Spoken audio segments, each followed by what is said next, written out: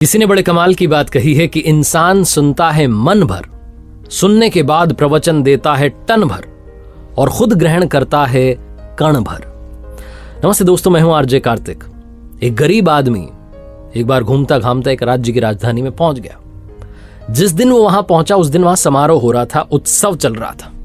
उसने पूछा लोगों से कि भाई यहाँ क्या चल रहा है, तो एक ने बताया कि यहाँ पर हस्ती पटबंधन समारोह चल रहा है। इसने पूछा भाई क्या होता है इसमें, तो इसे बताया गया कि यहाँ पर क्या होगा, अभी थोड़ी देर में शाही हाथी आएगा और इस रास्ते से गुजरेगा। उसकी सूंड में एक माला होगी, उसने वो माला जिस व्यक्ति को पहना दी उसे इस राज्य का राजा अगले 5 साल के लिए बना दिया जाएगा।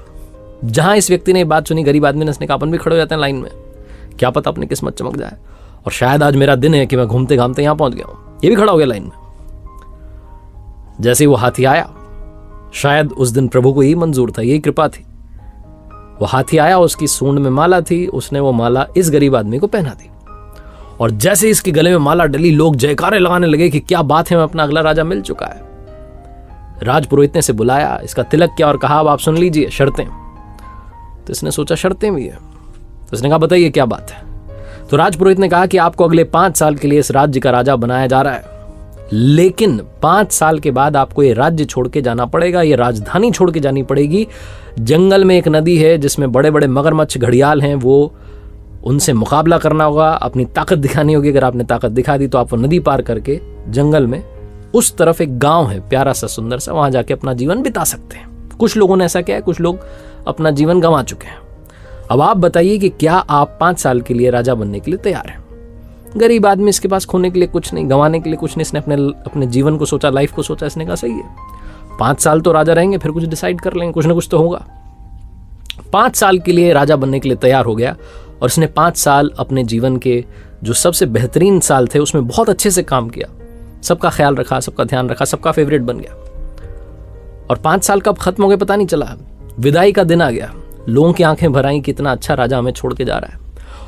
लोग रोने लगे कि इस बेचारे को अब यातना सहनी पड़ेगी। वो नदी जो है उसमें मगरमच्छ घड़ियाल सब मिलेंगे, क्या पता मर ना जाए। ढोल नगाड़ों के साथ में विदाई हुई, जंगल में पहुंचे। उस नदी के इस किनारे पर इसकी विदाई के लिए लोग तैयार थे, लेकिन जैसे ही इसने प्रणाम किया सबको कि धन्यवाद, बहुत अच्छा रहा, चलने लगा, तो लोग चौंक गए। ये खुशी खुशी नदी पार कर रहा था क्योंकि इसने उन 5 सालों में उस नदी पर लकड़ी का पुल तैयार करवा दिया था।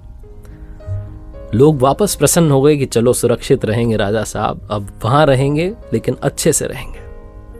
कहानी राजा की और नदी की नहीं है, कहानी आपकी हमारी है।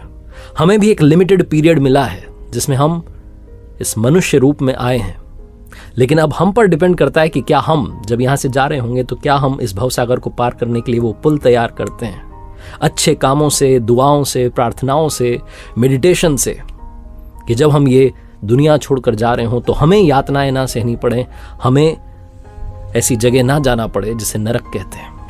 हम कुछ अच्छा करें और भवसागर पार करके पहुंच जाएं वहां जो दूसरा लोक है।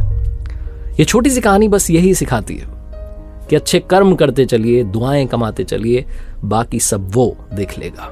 एक बार फिर से वही बात कहूंगा जो अक्सर कहता हूं, अपनी सच्ची मेहनत, अपनी फैमिली के प्यार और ऊपर वाले के आशीर्वाद के साथ कर दिखाओ कुछ ऐसा कि दुनिया करना चाहे आपके जैसा।